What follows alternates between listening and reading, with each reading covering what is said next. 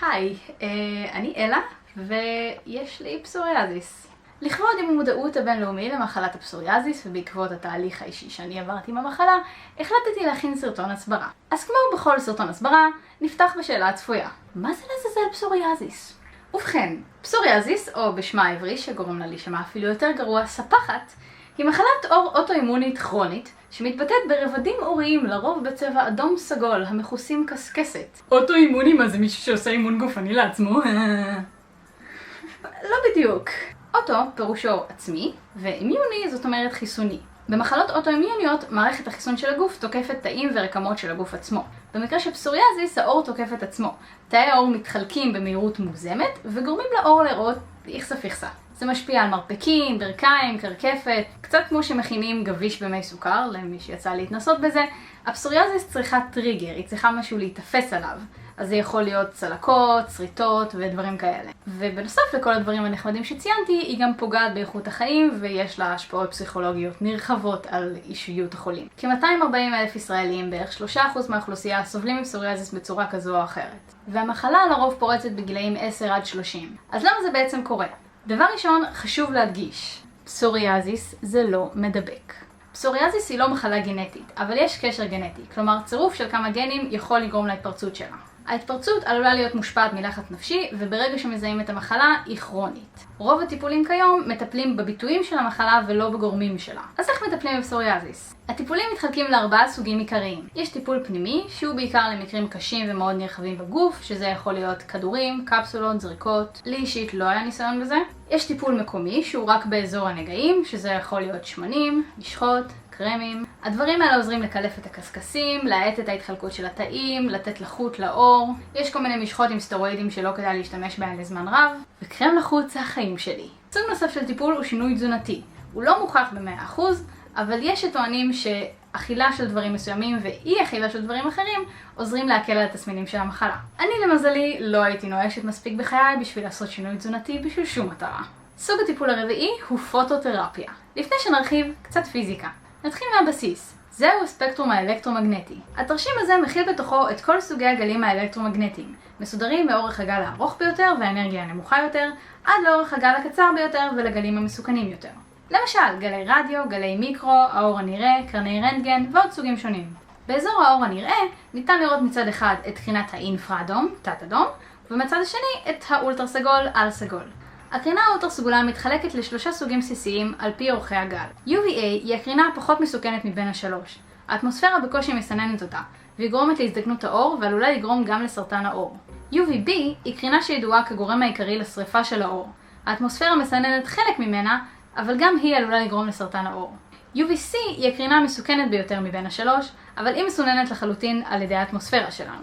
חזרה לפוטותרפיה. לעומת הסכנות שציינתי, ל-UV יש גם יתרונות. מסתבר שלאורכי גל ספציפיים של UV יש השפעות חיוביות והן עוזרות לטפל במחלות כגון פסוריאזיס. הטיפול בפוטותרפיה, בעצם הטיפול באור, מתחלק לשני סוגים עיקריים. הסוג הראשון והכי ידוע זה טיפול בים המלח. בים המלח, שידוע להיות המקום הנמוך בעולם, האטמוספירה יחסית עבה, וככה היא בעצם מסננת את רוב הקרינה שמזיקה לגוף. חולי הפסוריאזיס מגיעים לים המלח למשך כמה שבועות, בכל יום הם נחשפים לשמש למשך כמה שעות, ולמי שמצב הפסוריאזיס שלו מספיק קשה בשביל לגרום לקופת החולים לממן את הטיול הזה, התוצאות הן בדרך כלל מאוד מרשימות. הסוג השני שיצא לי להתנסות בו הוא טיפול במכון פוטותרפיה. הטיפול במכון נעשה באופן מסודר ומבוקר. 2-3 בשבוע מגיעים למכון לעשות את הטיפול, וכל חודש-חודשיים רופא עור מתאים מחדש את תוכנית הטיפולים למצב הנוכחי. בטיפול עצמו חושפים רק את האזורים הנגועים ל-UV, בהתחלה מתחילים במינון קטן, ועם הטיפולים מגבירים את המינון.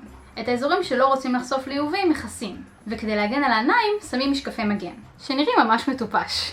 הטיפול במכון הפוטותרפיה גם הוא מתחלק לשני סוגים עיקריים. בסוג הראשון פובה לא יצא לי להתנסות בעצמי, כי הבנתי שזה למקרים קשים יותר. האות P מייצגת את החומר פסורלן, ושאר המילה זה פשוט קרני UVA. את הפסורלן בולעים או מורחים על האור לפני החשיפה, והוא בעצם מגביר את הרגישות של העור לאור. ממה שהבנתי מהאינטרנט, יש יחסית הרבה תופעות לוואי, אז זה לא כזה נפוץ.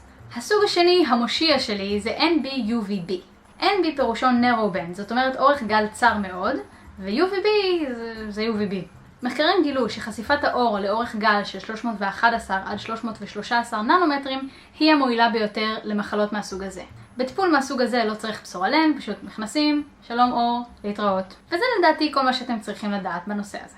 ועכשיו לסיפור שלי. הפעם הראשונה שבה הופיעה אצלי הפסוריאזיס הייתה בגיל 5 בקרקפת. כמו שניתן לראות פה, ופה, סליחה, זה סתם תמונה שלי בשלג, ופה, במקום קסקסים רגילים שיורדים אחרי חפיפה ב-Head and Shoulders, לי הייתה שכבה מאוד עבה של קסקסים על הקרקפת, שצריכה טיפול קצת יותר רציני. לפני שהכרנו בכלל תכשירים לטיפול, כל כמה סופ"שים ההורים שלי היו מושיבים אותי על כיסא בסלון ומורחים לי שמן זית על הקרקפת. אחרי כמה שעות של השריה, הם היו צריכים לעזור לי לקלף את הקליפות שירדו, ואז כמובן הייתי צריכה להתקלח ולהוריד את השמן זית מהשיער. כשהלכנו לרופא עור כדי למצוא טיפולים אמיתיים, קיבלתי חומרים שאפילו עוד יותר קשה להוריד אותם מהשיער. מגיל 10 המחלה התחילה להתפשט בנוסף לקרקפת שלי גם בשאר הגוף. קצת בפנים, ברגליים, בידיים, בעוד מקומות. הפגיעה באיכות החיים וההשפעות הפסיכולוגיות הגיעו במגוון דרכים. במשך שנים ארוכות לא לבשתי מכנסיים קצרים. ללכת לים או לבריכה היה פריבילגיה שלרוב לא יכולתי להרשות לעצמי. כל הזמן הייתי מודעת לקסקסים הלבנים שאני מפזרת בכל מקום. ובאופן כללי תמיד הייתי מופתעת כשמישהו בכלל מעז להתקרב אליי. אבל בסך הכל במשך השנים, הפסוריאזיס שלי שהיה במצב יחסית קל, לא היה חלק משמעותי בחיים שלי. השגרה של בית הספר לא אפשרה לי למרוח את המשחות באופן מסודר, ולמרוח אותן זה גם ככה מגעיל ונדבק להכל, אז כל פעם מחדש התרגלתי שיש לי כתמים אדומים לבנים על הגוף. וכשבאמת רציתי להיראות טוב לאירוע מסוים, הייתי צריכה לעשות טיפול כולל במשחות שפתר את זה עד הפעם הבאה. למרות זאת, כמעט לא סבלתי מהצקות או משאלות מגעילות מצד אנשים. פשוט כי ככל שהיה לי יותר מה להסתיר, נאלצתי להיות יותר טובה בלהסתיר את זה. הכל היה טוב ויציב. עד שהתגייסתי. לכבוד צה"ל, עשיתי כהרגלי טיפול כולל במשחות, והמצב היה מצוין ביום הגיוס. אממה, בטירונות כמו בטירונות, הכל נורא מלחיץ. אין לך זמן אפילו לישון. ואף על פי שקיבלתי פטור מקלחות ארוכות מהמאקית שלי, זמן למרוח משחות לא באמת היה שם. ובסיום השבועיים הראשונים שלי שם, המצב כל כך החמיר עד שהייתי חייבת להשיג פטור נעליים דחוף. המצב בשאר הגוף לא היה שוס, אבל באזור השוקיים העור שלי התעבה כל כך והתחכך עם הנעליים הצבאיות החדשות, עד שהמצב היה באמת בלתי נסבל. בעקבות המצב העגום שהגעתי אליו ובעזרת מסמכולוגיה בירוקרטית רבה, השגתי פטור נעליים של חצי שנה שלמה, הורדתי את הפרופיל שלי מ-72 ל-45, ובזכות זה גם התחלתי להיות מטופלת בפוטותרפיה. תוך 3 חודשים בלבד בטיפול כבר היה הבדל משמעותי. כשתוקף פטור הנעליים הארוך שלי הגיע לסיומו, שמתי לב שאני כבר לא צריכה לחדש אותו. כבר לא הייתה לי סיבה לפחד לקפל את שרוולי החולצה. יכולתי להרשות לעצמי לגלח רגליים וללכת לבריכה לראשונה מזה שנים. השיפור שחל בביטחון העצמי שלי מאז שהגעתי לתחום לא קרה רק בגלל שבתור מנהלת רשת הייתי צריכה לתת שירות לעשרות משתמשים זרים בכל יום, הוא הגיע גם מבחוץ. כשהבעיה הכי גדולה שהייתה לי בחיים, לאט לאט התכווצה לה, והשאירה אותי בלית ברירה. גאה באיך שאני נראית.